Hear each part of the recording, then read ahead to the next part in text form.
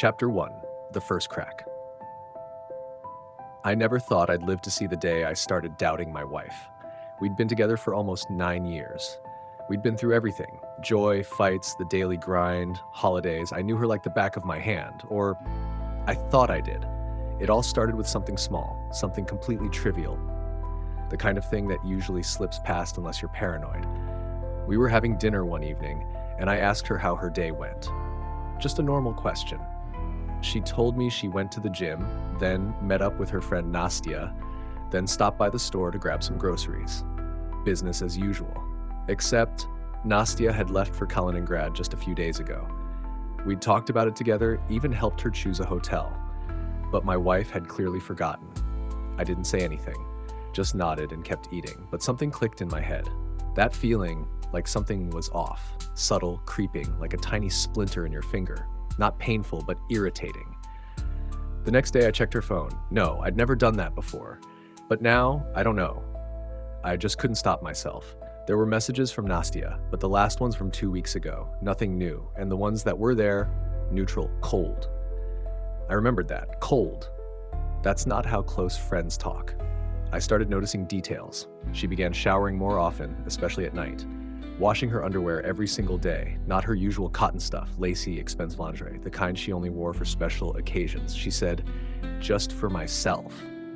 I even smiled at the time. Since when do you treat yourself for no reason? A week later, I noticed red marks on her shoulder and thigh. Not bruises exactly, but odd, like someone had gripped her tightly. I asked what it was. She laughed and said, I dropped a dumbbell at the gym, but the mark was round, like fingerprints. I nodded silently. Inside, I was boiling. I knew something was happening. It smelled like lies, but I didn't want to believe it. I kept telling myself, hoping, that it was all in my head, just exhaustion, paranoia, that I was imagining things. Then came the evening I'll remember for the rest of my life. I stayed late at work, but my meetings were canceled, so I headed home early. The apartment was dark. I opened the door quietly, didn't turn on the light, and I heard a voice.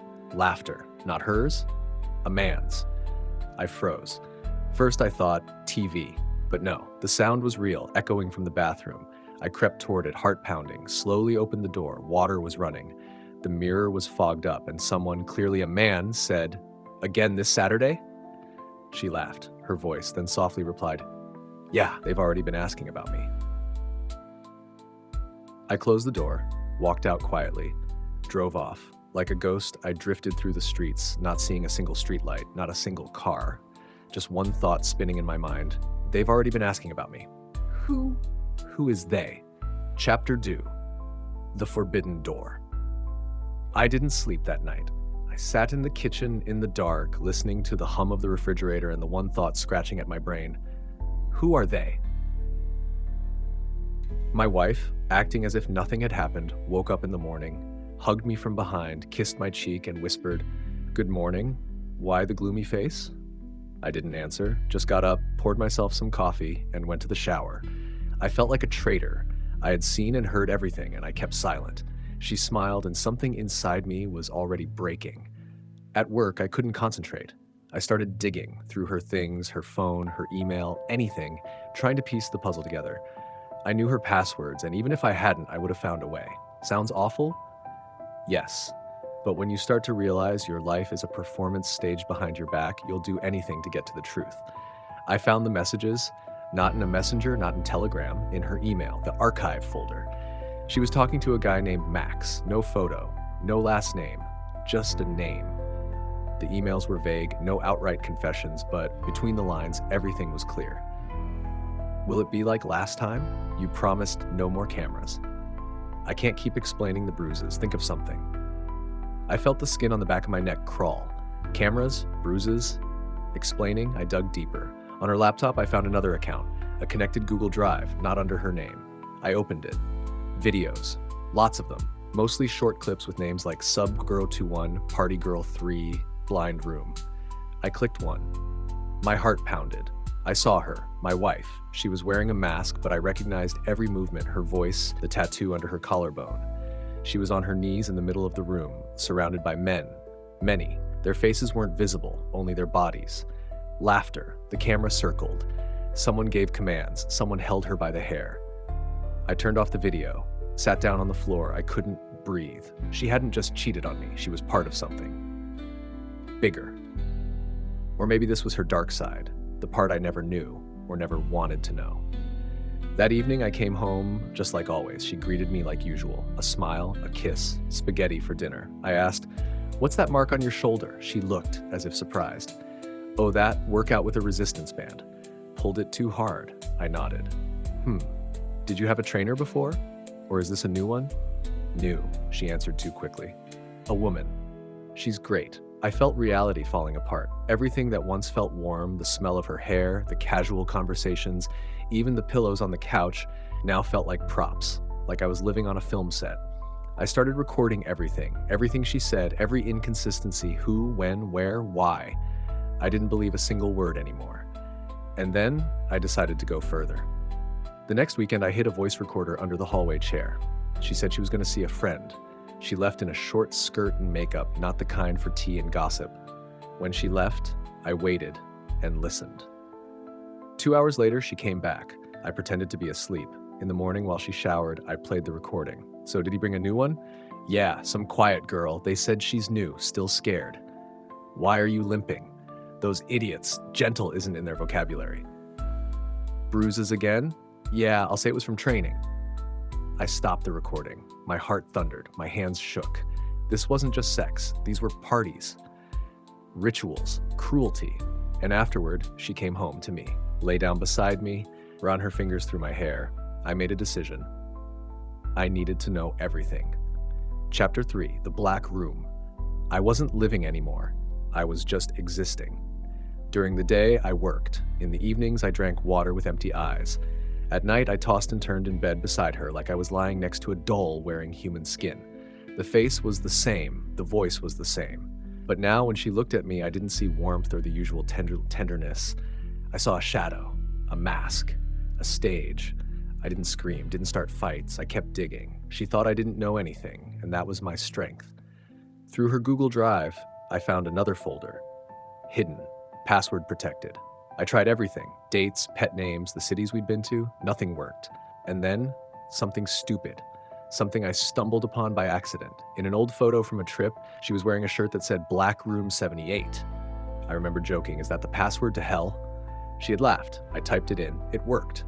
What I saw inside turned my world upside down. It was an archive, massive, photos, scans, screenshots, files, people, so many people, men, women, all in masks.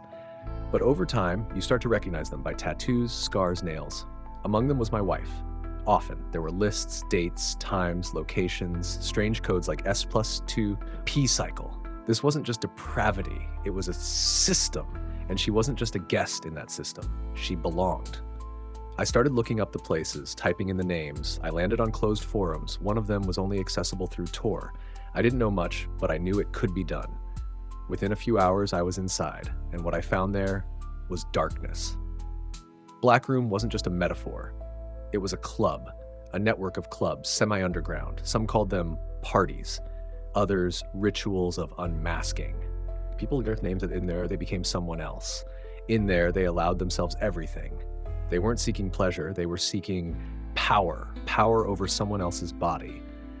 And my wife, she was on the list of regular participants. I found a photo. Someone spat in her face. Her hair was being cut on camera. She was laughing. Someone held a leash beside her. She crawled. And all of this was happening in our city. Somewhere close by, behind some door where people put on masks and take themselves off. I found an entry for an upcoming meeting. Saturday. The address, an industrial zone, an old warehouse, no signs. I didn't know what to do. My chest felt like it would explode. I was shaking, but I went. I parked 2 blocks away, dressed in black, walked up, no cameras, no guards, just a door. I waited. After half an hour, a car pulled up. She got out, my wife. She walked quickly, confidently, not in a short skirt, in a coat, a black mask on her face. I followed her but stopped at the door. I couldn't go any farther. I just stood in the dark, listening as my world died behind that door. I went home. A couple of hours later, she came back. Cheerful, vibrant. Said she'd been at Nastalia's watching a movie. "You should have seen it. We laughed so hard." I looked at her. She laughed. And I knew, at that very moment, someone had held her by the throat. Someone had typed her name into a list. I wanted to scream, but instead I simply said, "There's a mark on your back." My backpack rubbed me raw. It's new, uncomfortable. And again, the smile. That night, I didn't sleep. I looked at her and thought, where did she end, and who is sleeping in my bed now? A conversation in silence. I thought about it for a long time. Should I confront her, make a scene, throw her out, file for divorce? But every night, lying next to her, I realized it was too late. This wasn't about breaking up. This was about survival. I was like a man who wandered into a cave and suddenly realized it wasn't a cave. It was a mouth. Everything I knew turned against me. We had built a life together, saved for vacations, picked out wallpaper, and all of it had existed right alongside that. Her life, the one I had no idea about. I decided to do one last thing. I found someone who had been at those parties. One of the men whose face had flashed on camera. He wasn't hiding. On the forum, he had a pseudonym and even a public contact. I wrote to him, "I know who she is. I need to know more." He replied the next day, "You're her husband, right? You're not the first to write. You're too late." I stared at those words for a long time. I insisted on a meeting at a cafe during the day. He showed up, young, ordinary, in a t-shirt, but his eyes empty. "You don't understand," he said. "She was never yours." I said nothing. "You think she ended up there by accident?" "I thought someone dragged her into it," he smirked. "She drags others in. She's one of the recruiters. Girls, guys, the ideal ones. She knows how to talk. She's soft. Everyone likes her. She's like a trap with velvet walls. First a gentle touch, then a leash, then a camera. Then the dark." "That can't be true," I whispered. He handed me a flash drive. "You want to know everything? Watch this." I went home, locked myself in the room, plugged in the flash drive. There were 3 videos. All of them featured her. In the first, she was introducing a young woman to people in black masks, hugging her, whispering something. The girl smiled. An hour later, they were dragging her by the hair, and my wife was watching, laughing. The second video wasn't even a party. It was an interrogation. Someone new had tried to leave. They were holding her down, convincing her to stay. And again, my wife, soft voice, embracing her. "We won't let you go. You belong to us." The third video, I couldn't finish. She was sitting in front of the camera, naked. She spoke, "My name isn't what you think. I'm here because I want to be. I'm here because I love breaking people." A pause. "My husband, he's a good man. He doesn't know. Let him stay in his world. This one is mine." I erased the flash drive, but it was already inside me. That evening, we sat at the table. "How was your day?" she asked. "Great," I said. "And yours?" "Wonderful," she smiled. "I had yoga today. Very relaxing." "I can see that," I replied. "No marks." She looked at me. For a split second, her pupils tightened, but the mask returned quickly. "What do you mean?" she asked. I stood up. "You know that I know, don't you?" Silence. She slowly put down her fork, looked at me like she was weighing her options. Then she nodded. "You know? So what now?" And at that moment, I understood.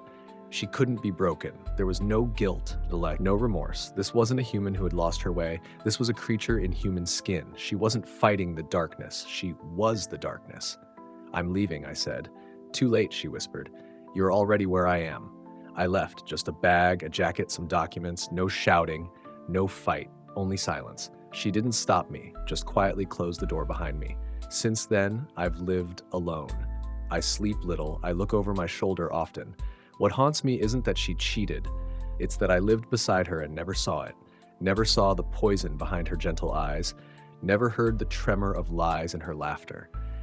I'm telling this story not for sympathy, but for those who feel it too, that crack. Don't ignore it. Sometimes it's not just betrayal hiding behind it. Sometimes it's a black abyss that pulls you in with a smile.